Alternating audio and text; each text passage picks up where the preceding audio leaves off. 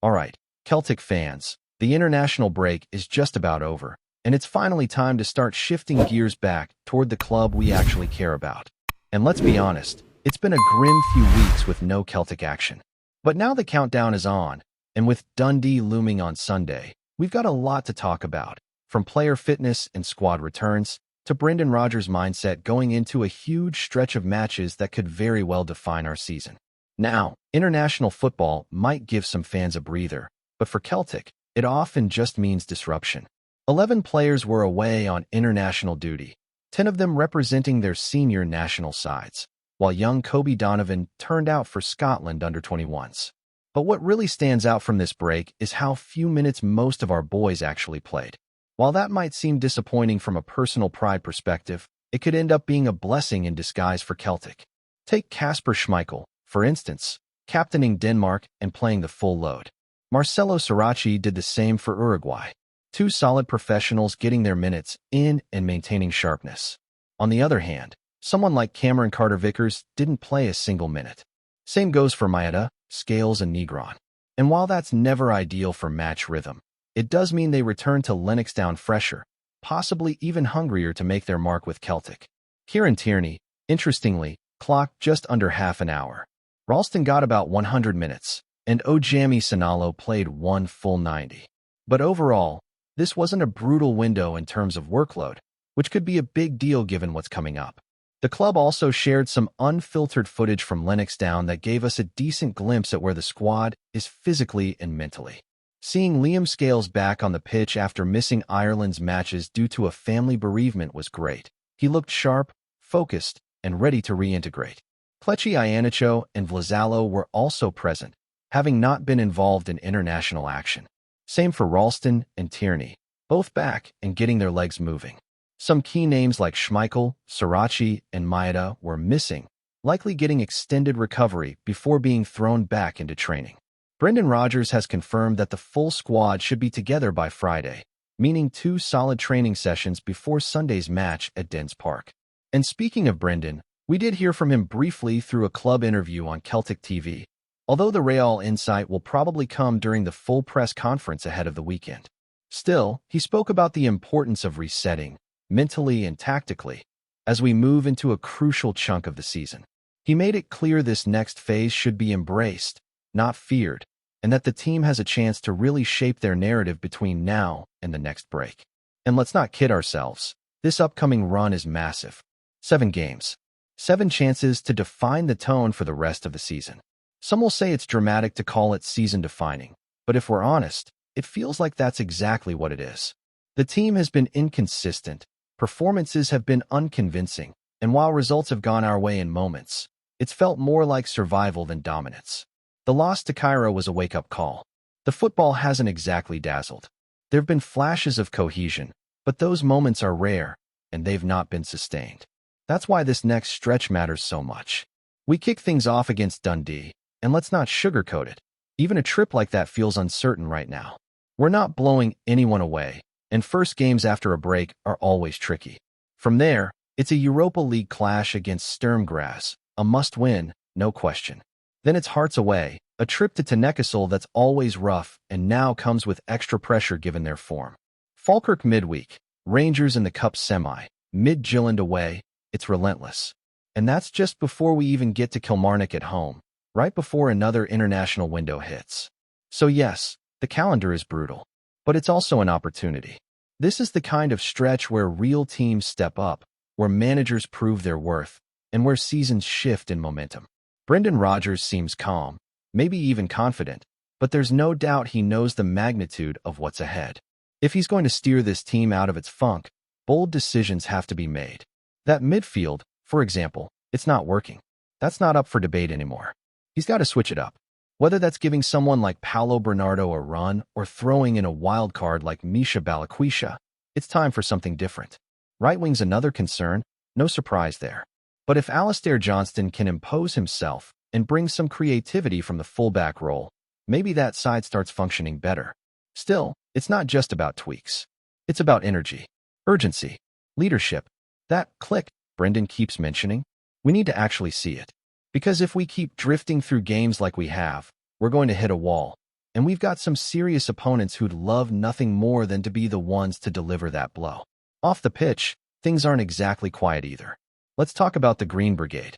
They've confirmed they won't be attending the League Cup semi-final against Rangers at Hampton due to not receiving any ticket allocation. Their statement was firm. They see this as collective punishment after pyro incidents last season. And look, whether you agree or not with their methods, the absence of that vocal backing will be felt. Hampton can be flat at the best of times, and without the Green Brigade or the boys section, there's genuine concern the atmosphere could be lacking in a game that demands full intensity from the stands and the pitch. The Green Brigade didn't hold back either. They criticized the club for repackaging standard tickets as expensive hospitality packages, essentially accusing the board of exploiting fans. It's a tough pill to swallow, especially considering how little the club seems to reinvest on the pitch despite charging fans premium prices. It's yet another example of the growing disconnect between the boardroom and the support. Celtic Fans Collective also made some noise this week, announcing a new meeting in Glasgow to strategize protest actions, improve communication across the fanbase, and build momentum behind fan-led initiatives. Topics like economic action and matchday protests are back on the table. And with the upcoming AGM and the symbolic anniversary of the club's founding approaching, you can feel the tension rising. The Canuck game has even been floated as a potential day of action at Celtic Park, a chance for fans to send a clear message about the direction they want this club to go. So it's a balancing act now, supporting the team on the pitch while making it known that the off-field leadership is under real scrutiny. Not an easy task, but that's where we are. For the players, this weekend is about more than just returning to domestic football.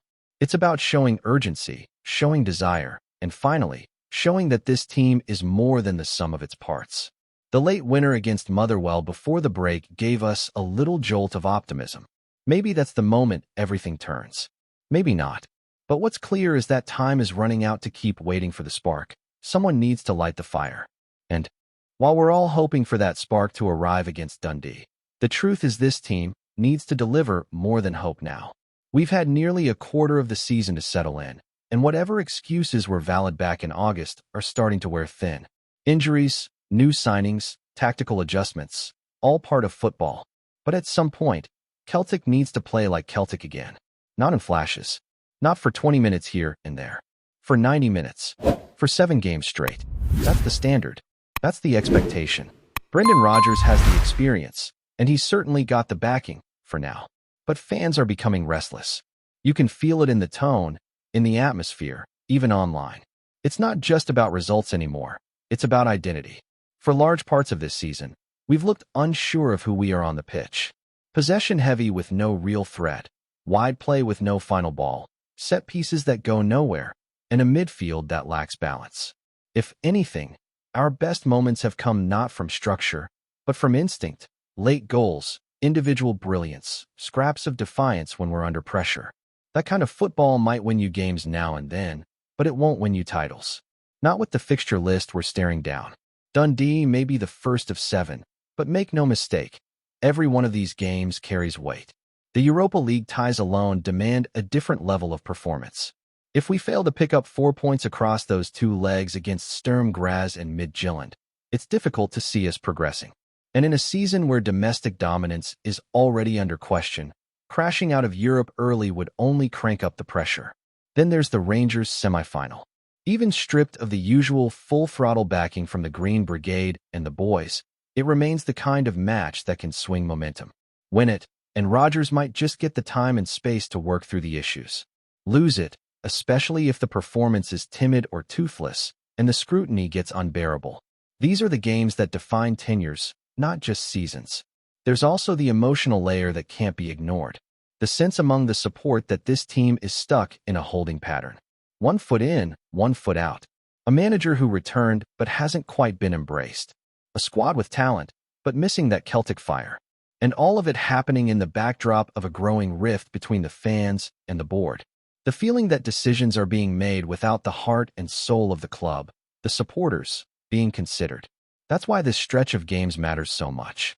Because it's not just about points on the board, it's about trust. Trust in the manager.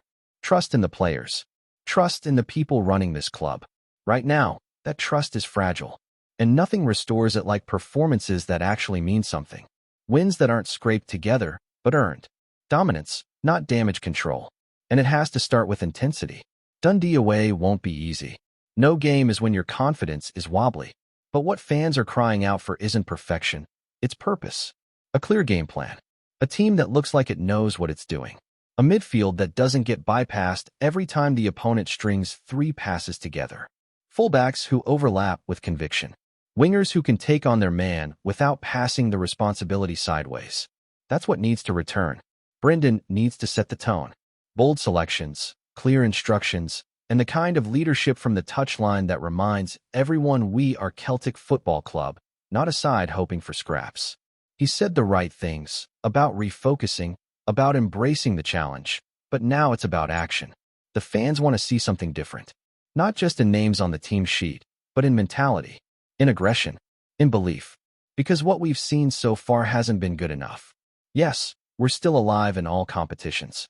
Yes, the table doesn't look like a disaster. But watch the games. Feel the tension. It's not the results. It's the performances that worry people. The lack of rhythm. The lack of spark. The lack of Celtic. That's why this international break might have come at the right time. Not because the players needed rest. Some did, sure. But because the entire setup needed a reset. Rodgers needed time to reflect. The squad needed to breathe. And now they've got no excuse not to fire. The distractions are gone. The fixture list is clear. 7 games. 7 chances to show us who they really are. And beyond the pitch, the noise continues. The fans are watching, not just for results, but for signs of progress off the field too. The statement from the Celtic fans collective wasn't just a rallying cry. It was a reminder. The support is awake, and it's organizing. Whether it's economic pressure, matchday protests, or pushing for better governance at the AGM, this is a movement that's gathering momentum. The Green Brigade's absence at Hampton will be symbolic. A reminder of how fractured things have become between the most passionate sections of the support and the club itself. You can argue all you like about pyro bans or ticket policies, but the core issue is the same: fans feeling shut out. And when those same fans see hospitality packages replacing regular tickets at inflated prices, it sends a message, not one of ambition, one of exploitation. Before we proceed, subscribe to our channel and enable notifications to receive all exclusive news about Celtic FC. Don't miss any details about your favorite team. It's extremely important for Celtic FC fans. Whispers have been swirling around Scottish football this week, and the latest one has sent the Celtic Park faithful into a frenzy. Ross Stewart, the striker whose knack for finding the net has earned him both plaudits and headlines south of the border, is reportedly parting ways with Southampton, and the buzz suggests he's set to don the green and white hoops of Celtic. Sources close to the matter are tight-lipped, but the rumor mill is spinning fast, and fans are already speculating how Stewart could fit into Ange Postecoglou's dynamic attack. Stewart's journey through the English leagues has been a tale of grit and determination. Known for his relentless work rate, aerial prowess, and a sense of timing that makes defenders nervous, he's carved out a reputation as a forward who can change games. While Southampton have been grappling with their own challenges this season, the prospect of losing Stewart is seen by many as a blow to their attacking options. But for Celtic, the possibility of securing a player of his caliber, without the need to break the bank, has sparked excitement that is hard to contain. The rumor has yet to receive official confirmation, but social media is already awash with speculation. Could Stewart be the missing piece to rejuvenate Celtic's front line? Supporters are quick to imagine the striker linking up with familiar faces at Parkhead, and pundits are already debating how his style might mesh with the Scottish Premiership's physical and fast-paced nature. Some see this as a bold statement from Celtic, signaling ambition and a desire to reinforce their squad with proven talent, while others caution that transfers born of whispers don't always materialize as expected. What is clear, however, is that Ross Stewart's name is now firmly on the lips of Hoops fans and rival managers alike. Whether the deal goes through or remains a tantalizing rumor, the idea of Stewart in green and white has already set tongues wagging across the footballing community. The coming days may well bring clarity, but for now, Celtic supporters are dreaming of a new arrival who could change the shape of their attack and perhaps the course of the season itself. Hello, fan. Don't forget to like and subscribe to the channel. as it means a lot to Celtic FC. Also, share your opinion about the news in the comments below. See you in the next video.